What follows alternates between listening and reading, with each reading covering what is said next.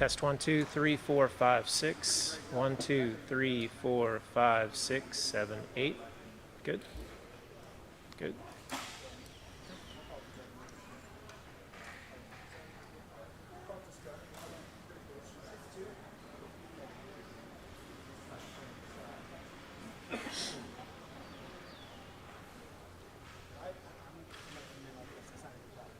Did you?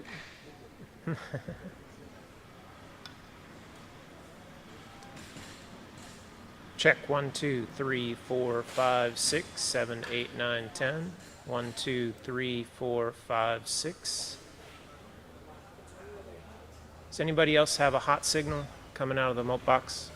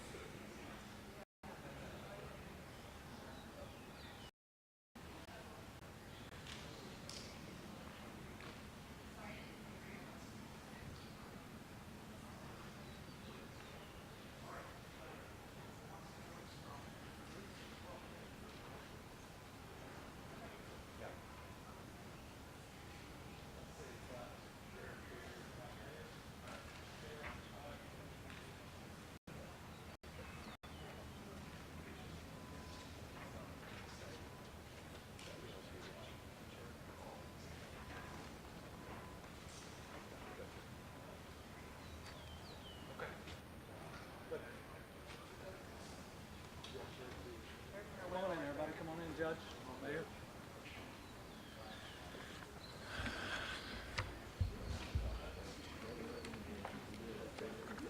Good.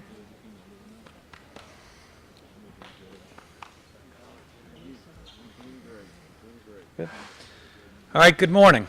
I've just come from the Laurel County and London Emergency Operations Centers, and what we see is what we always see after these terrible events.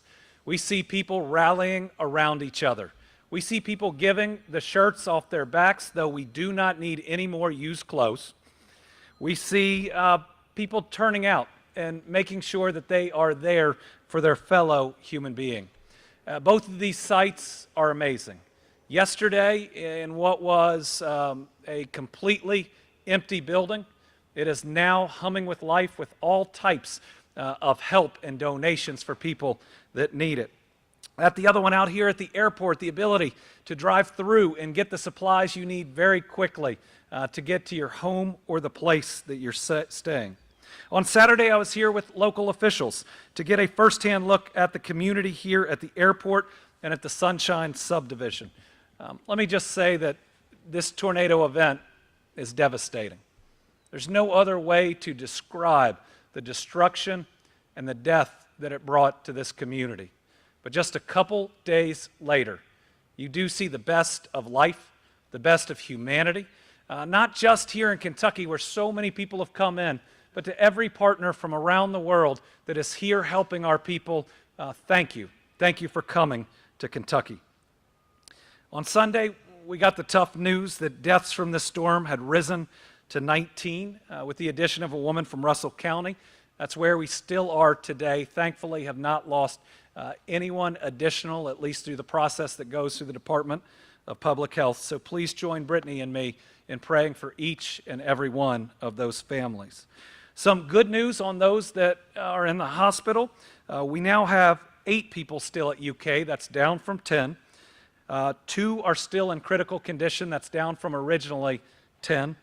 2 are in serious, and 4 are in good condition. So thank you to all of our healthcare professionals that are helping to heal those that were harmed and rushed to their hospitals. A lot of Kentuckians are hurting right now. Whether you are in the path of these tornadoes or you're watching what has happened to your fellow Kentuckian, there's going to be a lot of need. From paying for funerals to helping rebuild, Every dollar donated to the Team Kentucky Storm Relief Fund goes directly to survivors, and I know there are a lot of other great funds that are represented here today too. So I'm back today to give an update on where we stand on the storm response. And let me say, things are moving as fast, if not faster, here in the response than I have seen in any of the 14 weather-related disasters since I've become governor.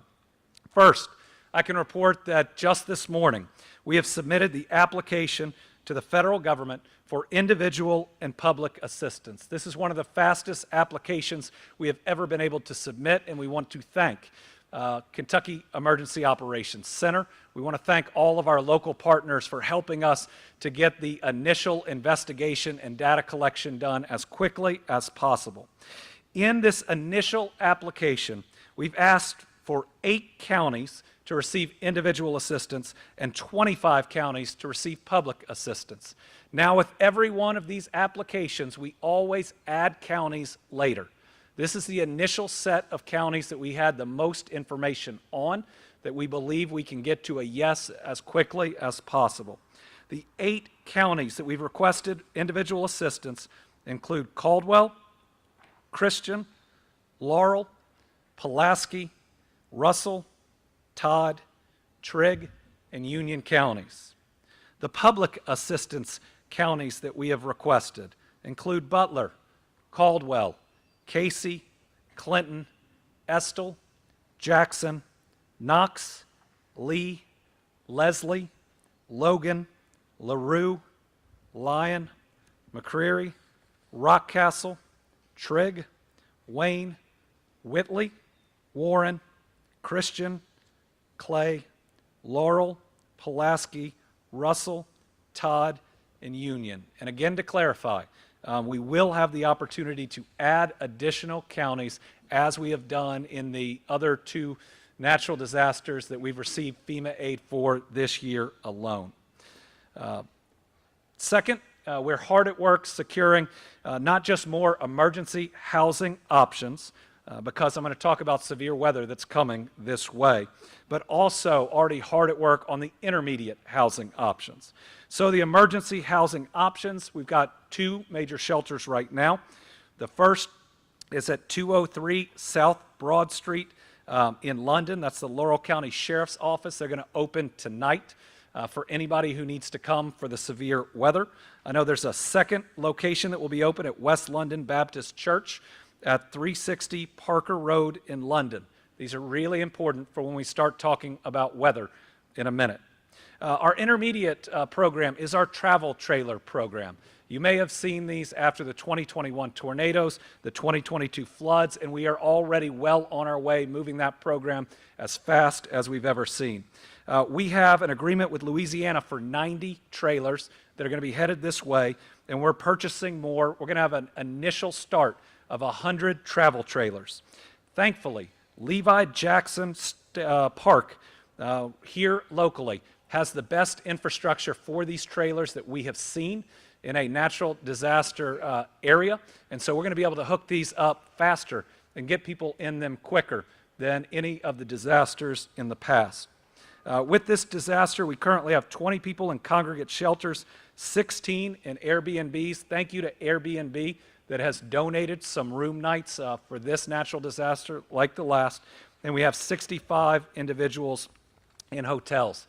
Combined with these 3 natural disasters, just in the first part of this year, we have a total of 903 people in our overall sheltering program. From this event, Kentucky State Parks is sheltering 12 people at Cumberland Falls, occupying 4 rooms. We're grateful for them.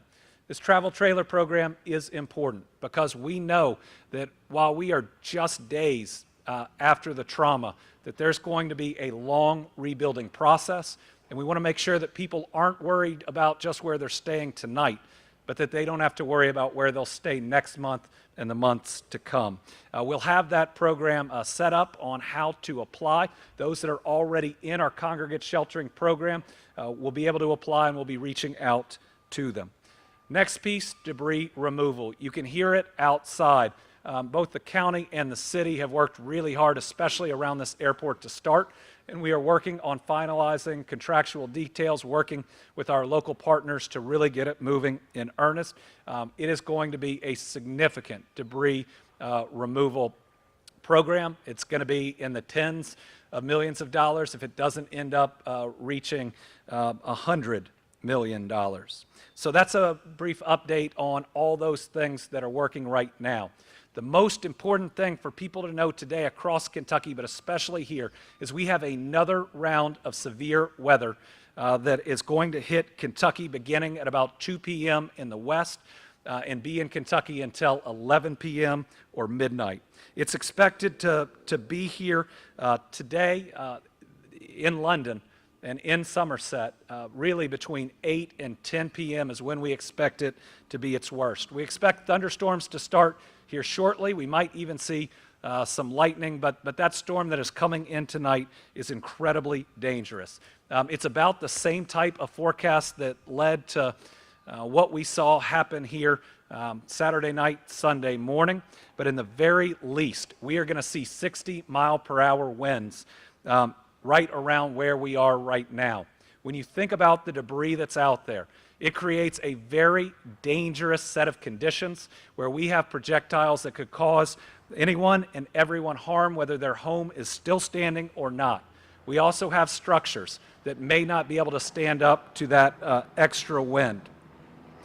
So with that, the mayor, the judge, the sheriff, the police chief, and I all consulted, and we agree that conditions are so bad, we're working on an evacuation plan for these two hard-hit neighborhoods, an evacuation that begins at 6 p.m., which is when we'll need everybody out of those neighborhoods, and hopefully will end by 11 p.m. when they can get back in the neighborhoods, though the judge and the mayor, the chief and the sheriff may need to extend it depending on the weather. It is simply unsafe to be around that much debris with this level of wind. There's also a dangerous risk for hail, and there is another risk for tornadoes.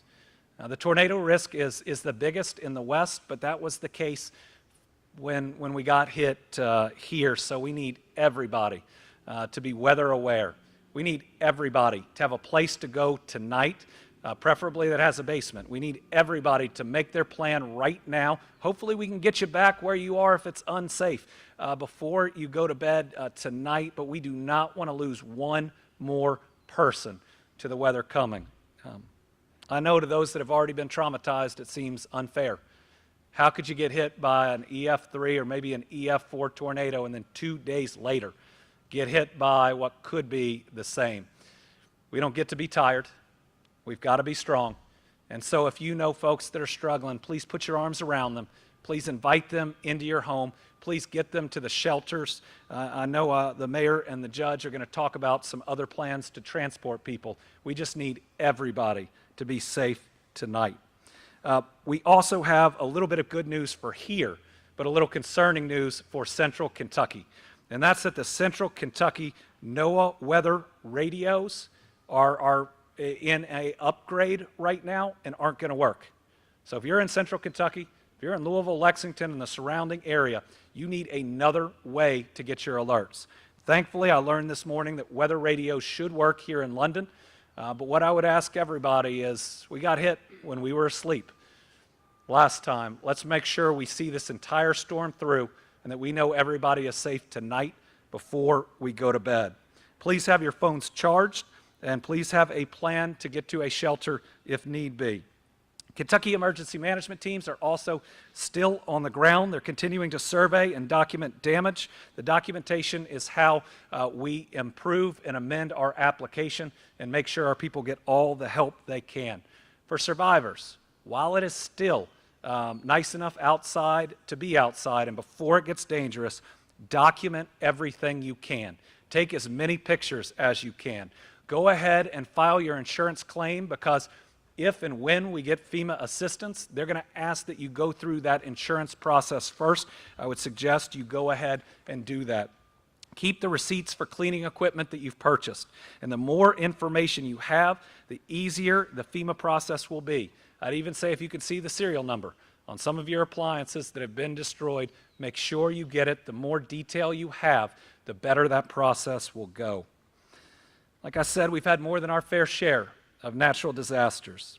It feels tough for our state to be facing this level of hurt again, but our job is to show each other love, to show up for members of this community just as strong as we've shown up for every other community, not to allow ourselves to be tired knowing that any family hurt in this natural disaster deserve every bit of effort we've provided to any other family impacted by a natural disaster. A huge thank you goes out to our first responders. That's emergency management on the state and the local level, the Kentucky National Guard, state police, our local city police, and our county sheriff and sheriff's deputies, Fish and Wildlife. I want to thank the Kentucky coroners that are out there. We had to bring in extra help for this one. We had to bring in trucks for this one. It's really hard, even if that's their normal day job, to see the level of death and destruction that we've had here. And so we want to thank them for their hard work, as well as the Kentucky Transportation Cabinet. Let me give you a little bit of good news. On power outages, we're now down to just 4,628. Our high was 160,000 plus to our utility companies. Our drinking water is in pretty good shape. We only have 60 meters in the entire state without water and 2,100 under boiled water.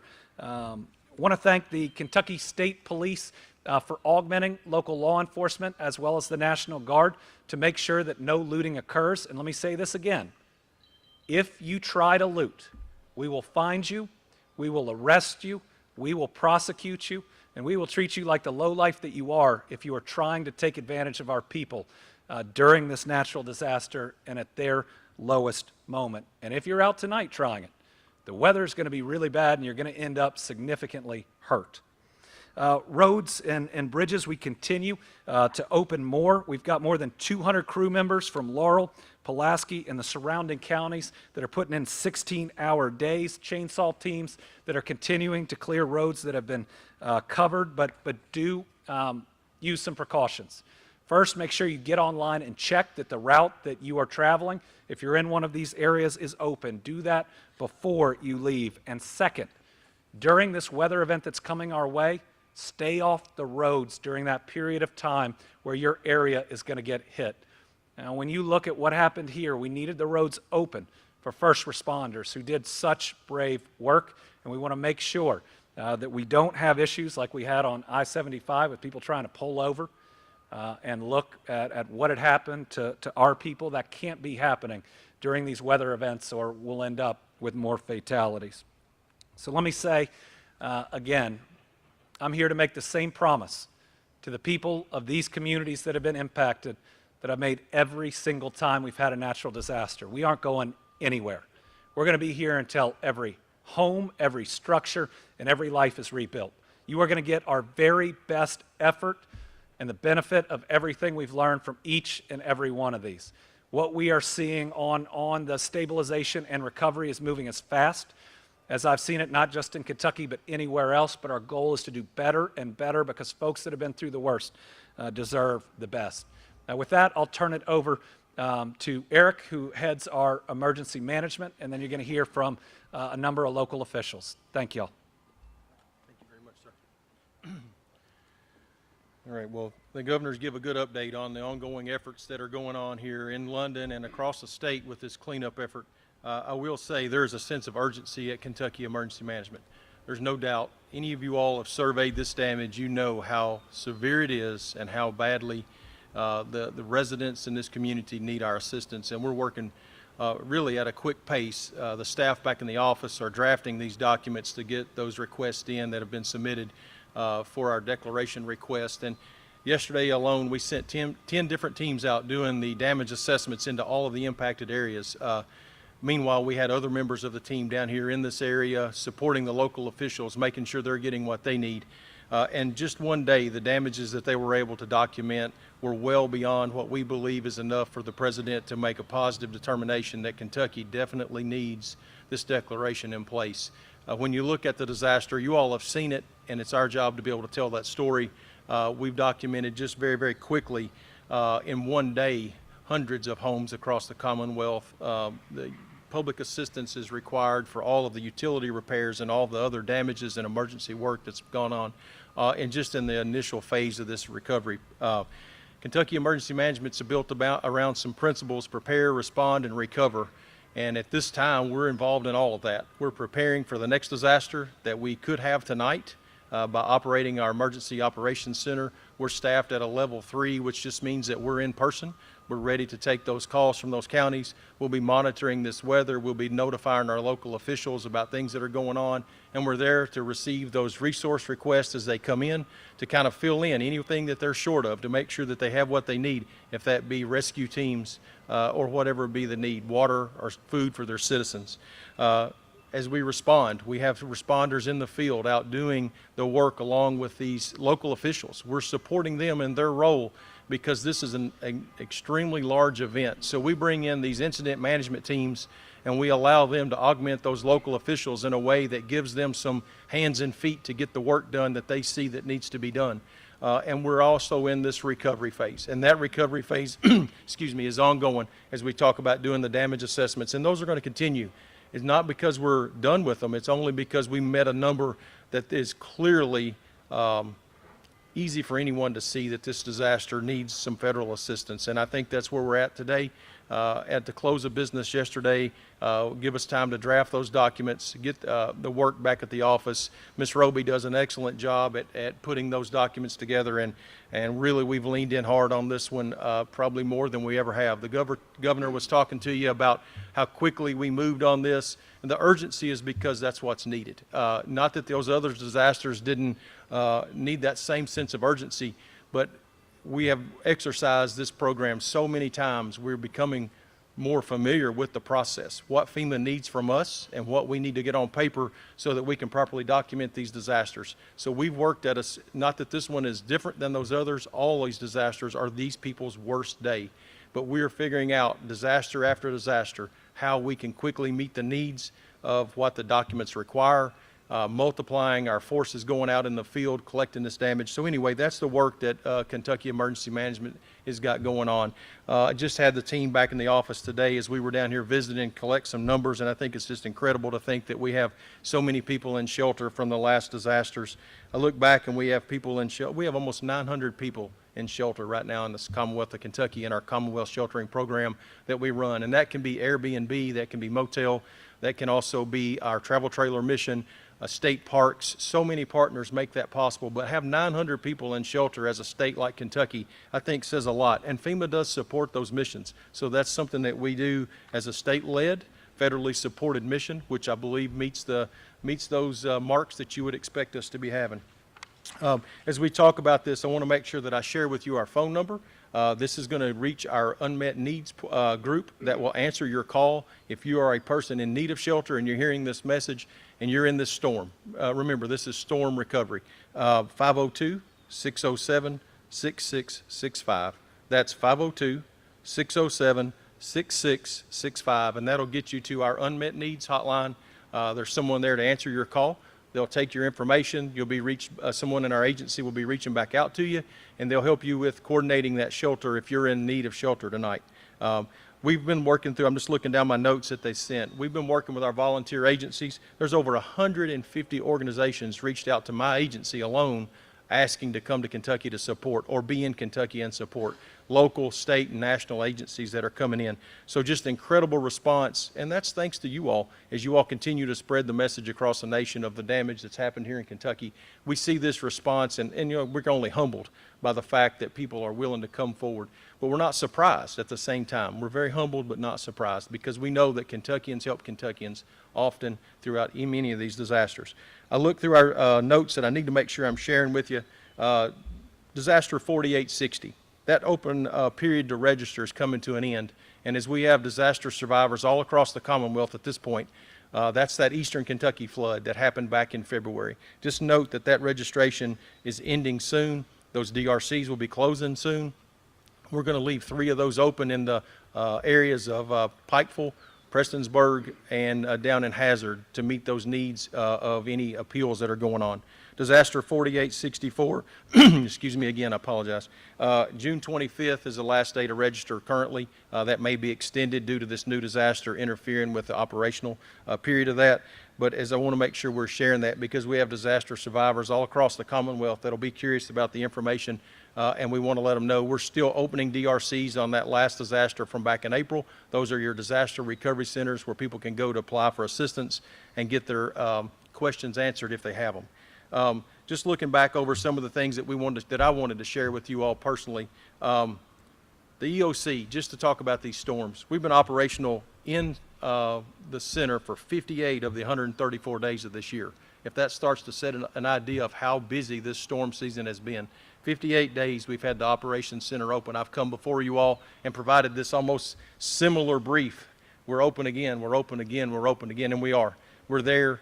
The staff that work for me have put in many, many long hours over this weekend, and many thanks to them. And I just want to take that opportunity to recognize those 58 days. And they have a blue sky job. Please understand, that's not their only job. They have other duties, but they set those aside to take care of the operations center for 58 of the 134 days.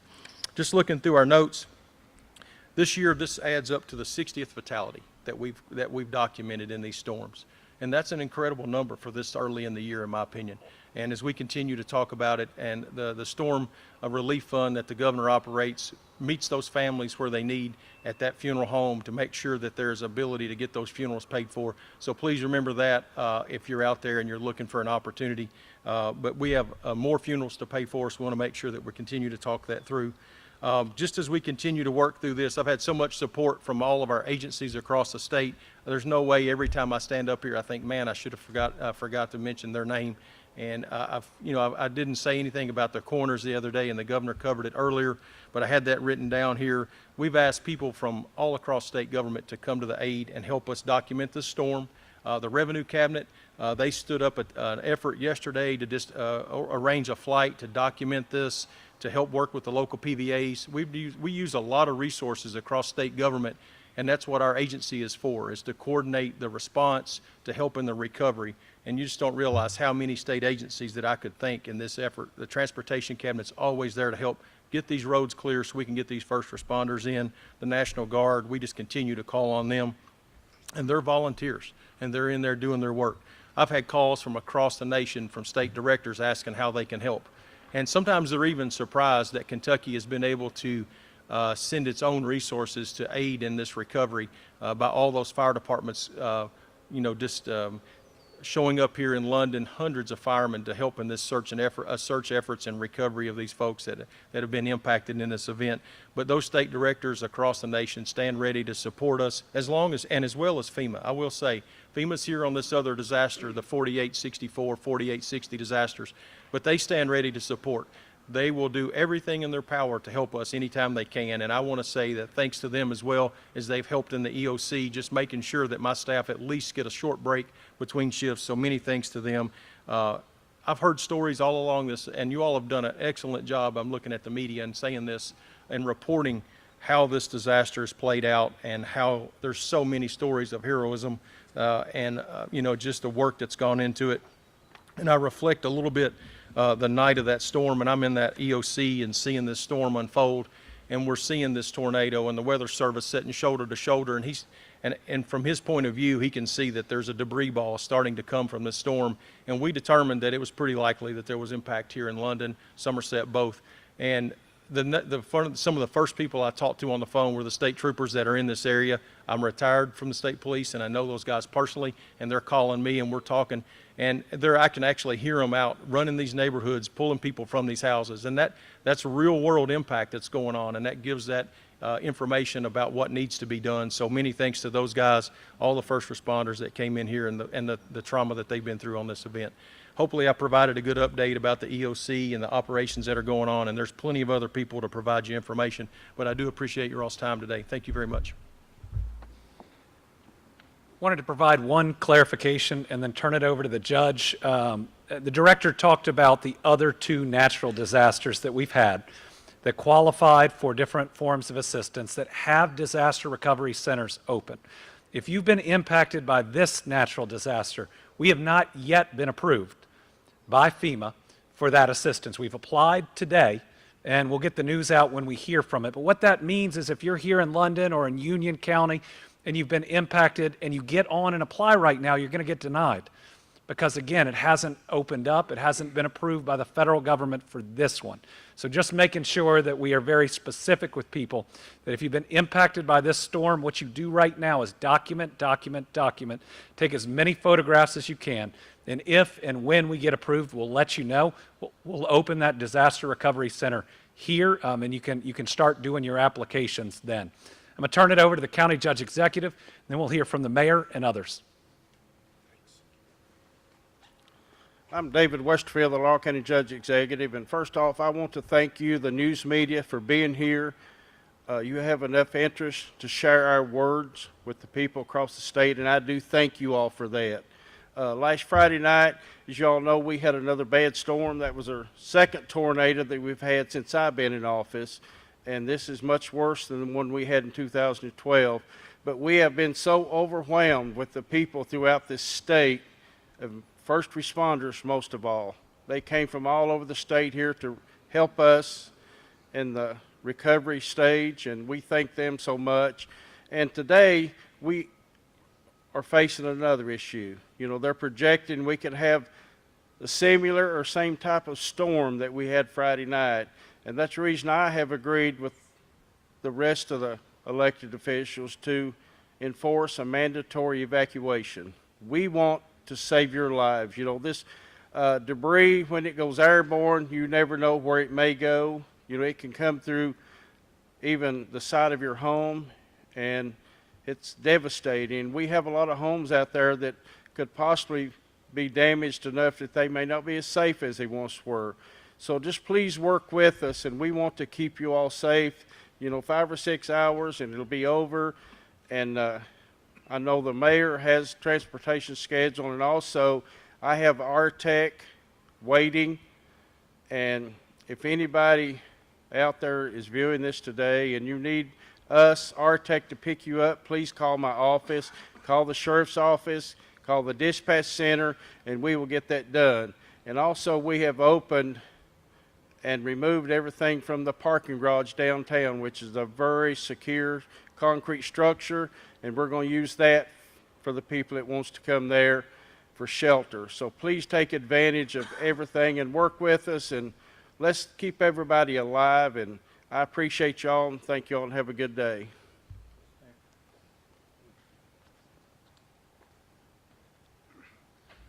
My name is Randall Weddle. I'm the mayor of the City of London. I'd like to first appreciate the media and, of course, the state for their partnership in the last few days.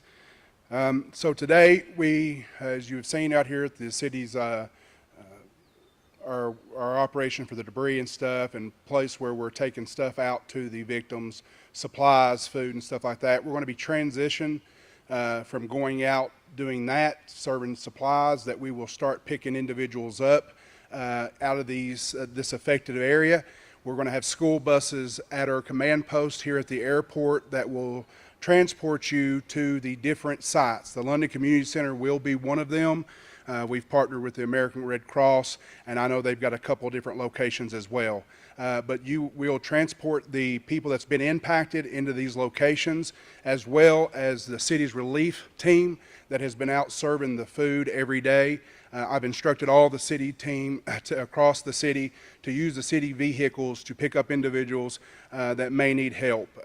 We're going to take this serious. We want people to take this storm serious. We've seen the impact that it's had on the city and our county, and we don't want to just take it for granted. They're saying that it's possibly, you've heard it here, that it's possibly the same type of storm system, and we don't want to lose anybody. But one of the biggest concerns that we have is that you're in this debris and high winds, and it becomes a projectile, and it injures or kills somebody. So with an agreement with all the officials, we're going to mandate that you not be there. So you will see the city police out in force, telling individuals to leave those areas, and we're going to provide that transportation. The city has the operations number out. You can also call the dispatch center at 606-878-7000. If you're needing transportation, we're going to come to you. And we just appreciate all the partnerships across the board. This has been traumatic. This has been devastating for our community, but the partnership with the state, the response from the state has been tremendous, and it's been huge for a city and a county like ourselves. And I just want to thank everybody and thank the governor and his team for everything they've done. Thank you. Hello, I'm Sheriff John Root. I just want to thank you guys for covering this. And I want to give a special thanks to the governor. He's been on the phone with us, and I think he's been to every site here, and he's really come through for us. And Governor, we thank you for that. This, tonight, the mandatory evacuation, you know, there's going to be people that's not going to like the thoughts of mandatory. And each of these officials behind me, we've gathered together, we've put our heads together, and I want you to know that this is for the safety of our community. It's nothing we're trying to force you to do. As already has been discussed, the debris, it will be a very dangerous situation if we get the weather that's anticipated. Be weather alert, be aware. The sheriff's office will be out in full force as well the way we've done the whole entire time. If you need a ride or whatever, just listen, jump in the cruiser, we'll load you up, we'll take you wherever. There's also other sources, so utilize that. And in closing here with you guys, I just want to plainly ask you, the public, these news stations here that's monitoring this, we need prayers. We need prayers for the people that's been affected. We need prayers for today. So thank you for covering this, and thank each and every one back here for having a game plan for us.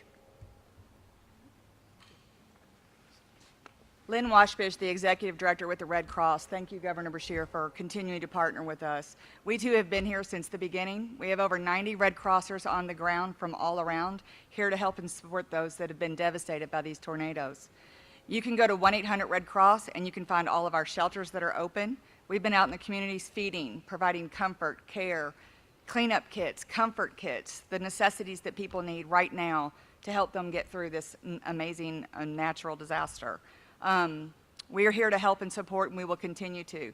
We have resources too to provide assistance, and we ask people to go to 1-800-RED-CROSS and get in our system so that we can be there and help you all get through this. Thank you all very much for all your support. Good afternoon, and thank you all for being here. I'm Donna Baker McClure. I'm the Eastern Kentucky Field Representative for United States Senator Mitch McConnell. All that I would like to add is that Senator McConnell and Congressman Rogers and our offices have been working together with the governor's office to support the FEMA declaration for our community. As a survivor, I'd also want to add thank you to our local electric companies, water companies, and all those people that work diligently to get those services restored to the community.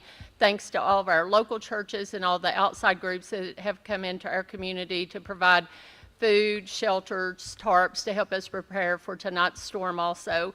And if there's any way that Senator McConnell's office can be assistance to anyone, please feel free to reach out to us. We have an office here in London, and that number is 606-864-226. Thank you. Carlos Cameron, I'm District Director for Congressman Rogers. As the Sheriff said, first and foremost, Congressman Rogers' prayers and thoughts are going out to the families and those that have lost loved ones and been injured. We've seen the worst that we can experience here in the district, but we've also seen the best from the outpouring of support from around the state, federal level, state level, and the local level, and we're so proud to be a part of it. Congressman Rogers is leading the charge to try to get this declaration ushered through. Our staff stands ready. Once we move through this initial recovery, we're available to help restore all of our citizens back to their fullness of life. And if anybody needs to reach out to our office moving forward after this initial recovery, they can call 606-679-8346, and we have staff ready to assist in whatever way we can. Thank you. I'd close by saying that this application is one that I'm optimistic on, both sadly because of the amount of damage. It's hopefully obvious. Also because our federal delegations have been highly effective at calling and and advising the White House to where both of the other natural disasters have received favorable rulings. Also wanted to say I got a call from the president himself right after our last press conference on Sunday, and he pledged to be there for the people of Kentucky. I was grateful for that call, and I'm grateful for the commitment. So with that, we'll open it up to questions. Yeah. Are tracking similarly to what you mentioned about the storm later on this evening and the time frame that it's going to hit. We know that Friday's tornado hit around 11 to 12 o'clock at night, very, very dark outside. Similar pattern to what potentially could happen tonight in pure darkness. What is your recommendation for folks? Again, all seek shelter. Yes. But what else being so late at night and in the dark? So my suggestion to everyone out there is be weather aware. Know when it's going to hit your community and give it a couple hours on each side. Make sure you're watching your meteorologist. Make sure you're getting news about the weather. Watch it in real time. Make sure that if you can, you stay up until it's over, because this one we think will be out by about 11 or midnight. If you got kids and you got a basement, let them sleep in the basement while you make sure this weather system is passed. When you lose 19 people in the tragic way that happened here, you just don't want to lose anymore. And you see the decision made by all of these officials, especially in areas that have huge amounts of debris. We are erring on the side of safety, even if it's not popular, because we're going to put the lives of our people first. Governor, do you think everyone has been accounted for yet, or is there still a potential for more? We believe that everyone has been accounted for, though there are still people in critical condition in the hospitals. And at least through the information systems that we have, we believe everybody's been counted. Governor, do you expect a safe fund? Let me start over here, and then we'll. Governor, we saw how destructive the tornadoes were. What worries you the most about this next round? What worries me about this next round, especially here, is the amount of debris. That you don't have to have a tornado. We know we're going to have really high winds. So we know each one of these two neighborhoods that got hit are going to be incredibly dangerous to be out on foot, to be in a home, even to be in a car. I know a story, sadly, where we lost a woman whose home is generally okay, but it was debris that took her life, and we don't want that to happen to anybody else. To anybody that's out there that the storm didn't hit as hard the last time, it might hit hard this time. So again, we need everyone across Kentucky, because it's going to impact everyone, to be weather aware. Once again, it looks like Western Kentucky is under the most severe threat, but it was Saturday going into Sunday as well. So it can hit any place at any time with devastating consequences. So let's be ready for it. Governor, do you expect a safe fund to be established for this disaster? And what would the additional funding that Senator Stivers talked about on Saturday, would that be a special session, or how would that work? So what President Stivers was talking about the other day was really just what type of application we do to the federal government. There's not a $5 million pot that's sitting out there, but we've worked through those conversations. We'll see about the SAFE Fund. We have the funds to address the immediate, the next several days to weeks, but we've had a commitment from everyone, from the federal level to the state level. I'm not worried about funding not being there. Is it possible that we'll need a special session? Possibly, but not there yet. Governor, can you explain to us in detail the process to get assistance from FEMA? It seems that the reaction from our viewers were immediately, day of, Saturdays and Sundays, was, where is FEMA? Where is FEMA? What do you have to say to that? So to get FEMA assistance, you have to meet a certain damage threshold, and you have to provide evidence of that damage threshold. So we can't get to that threshold without having the teams that go out, that take their own pictures, that get the damage estimates, the satellite imagery, the flyovers that it takes. Now, it is very rare that you would see individual assistance approved within a week, sometimes even within 2 weeks, though we have seen a more compressed time frame. So what I'd ask everybody right now is take the help that's out there. If you need a shelter, go to it. Talk to our state-run programs that are out right now doing the work, but we are working as hard and fast to get FEMA here, to get that application approved. And if you're spending your time now documenting, then hopefully you can get through that process the first time. What can happen is someone rushes their FEMA application and gets denied, and that hurts, especially if you've already been traumatized. So make sure you're collecting all that info. Governor, can you address concerns and rumors about staffing cuts at the National Weather Service and how they had to bring in potentially extra staff to address these storms? Well, we got a heads up that we would have a bad weather system, just like we have a heads up that one is coming in now. I don't think staffing concerns caused an issue in our preparation for this one. But am I concerned about it in the future? Yes. Yes. I mean, these are the people that give us in flooding disasters a week, 5 days, and we pre-position assets that are out there. I just think this is a basic public safety expenditure, and I hope we can get back to the levels where we will always have 24/7 coverage. Mandatory evacuations, how frequently are these issued? Rarely. It's that serious. I mean, when was the last time that we had two neighborhoods devastated by a tornado that's going to have 60-mile-an-hour wind coming, about 48 hours after? But I think everybody is going to understand. And with all the loss of life in those two neighborhoods, nobody's going to want to be in them that night. But what we've got to do, and what the mayor and everybody else is doing a great job of, is have every asset there that they can take advantage of. They can get a ride in any way possible, and all we got to do is ride it out until about 11. Hopefully it'll be through here by then. And then people can return if they so choose, but let's just make sure they're safe. When you look at all these piles where that stuff is going to be whipping through the air, we just want to make sure that we don't lose anybody else. Karen? Governor, how stretched then are our resources, especially first responders going into the next, say, 12, 24 hours? Are we stretched thin? Yes, but these guys and women are amazing. I mean, they're ready. They're ready even as tired as they are, some of them with damage to their own home. This is what they do, and this is why we ought to thank them every single time. If you see them before the storm comes in, thank them, because we need them tonight.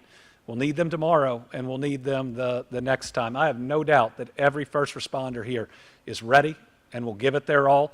Regardless of how tired they might be, that adrenaline will kick in, and they'll be out there saving lives if they're called on to do so. Governor, on the mandatory evacuations, how are we going about this? How will people know whether they're included on that? Are there people going door to door right now? It's the two communities that are right here, the two neighborhoods that were hit hard, and you're going to see law enforcement and others going through those communities, especially leading up to 6 p.m. to let people know. But the folks who live in these two communities, they know. And it's the debris that's causing this escalation. Yes, because in the this storm system could have long track tornadoes. It's going to have significant hail in certain places. It's going to have torrential rainfall that could cause flash flooding in different parts of Kentucky. Those are all coulds, and I think that at least some of those will happen in parts of Kentucky, but everywhere there's going to be high wind. So we absolutely know with certainty that it's going to be a dangerous condition in each of these two communities right around the airport. Governor, you mentioned the threat of looting potentially in these communities.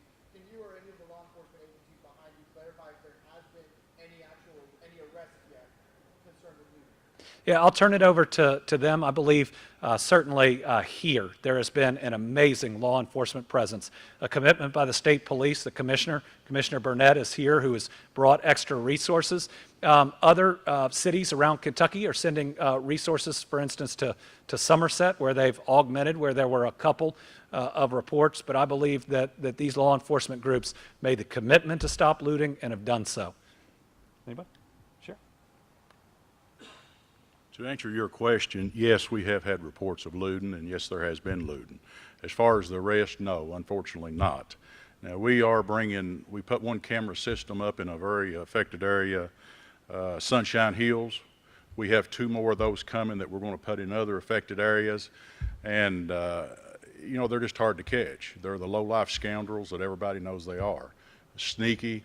But like I say, if they want to play, let them play. We're out in full force. All agencies want to thank the Commissioner of the State Police here. He's just been wonderful, the National Guard. But we are out, and if they are caught, we have talked with prosecutors, and I promise you one thing, they will be prosecuted to the fullest. Governor, can you clarify the area that you're looking for this evacuation plan? Is this just London or is it Laurel County? It's just here in London. And it's just these two neighborhoods really on the two sides of the airport. One is Sunshine Hills, and the other is this one right over here, isn't it? Yeah. So we're going to be moving throughout these two neighborhoods right after we break here, and we'll make sure that each of those residents knows. 6 to 11, sorry. We believe that it'll probably come through at the worst from 8 to 9, but these storms sometimes move faster, they sometimes move slower, and so if these local officials feel like they need to extend it, I will fully support them in doing that. But that makes sure that we have just a little buffer to get people out, because the winds will start picking up, before the major system comes through as well. Looking at the clock, it was hours away from the mandatory Yeah. evacuations. Do you have the resources to get people to safety? I know you mentioned the shelters that are available. Everybody has already jumped into action, and that's why we're going to close it after this question. But yes, I believe that between the city, the county, the state police, bringing in the extra school buses, and everybody hopefully hearing from y'all that they need to get to safety tonight here, and everybody else needs a plan for safety across the Commonwealth, that we'll do everything we can to keep people safe. Thank you all very much.